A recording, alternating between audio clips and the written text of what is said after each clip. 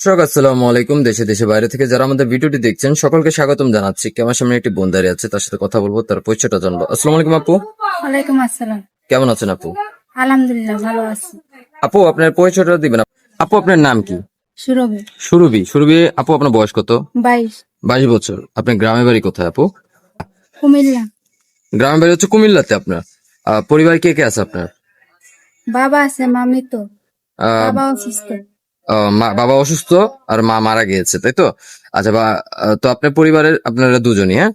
তো আপু আপনার বয়স তো 22 বছর, বিয়ে হয়েছিল আগে? না। বিয়ে শাদী হয়নি।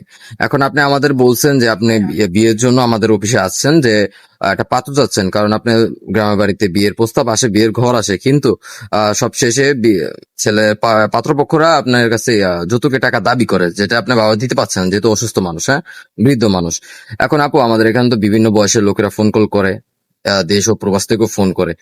এরকম কোনো ভাই যদি আপনার দায়িত্ব নিতে চায় বিনা যৌতুকে, কারণ অনেক ভাই আছে যারা যৌতুক নিয়ে বিয়ে করতে চায় না, তো এরকম কোনো ভাই যদি বিয়ের প্রস্তাব দেয় আপনাকে, রাজি হবেন?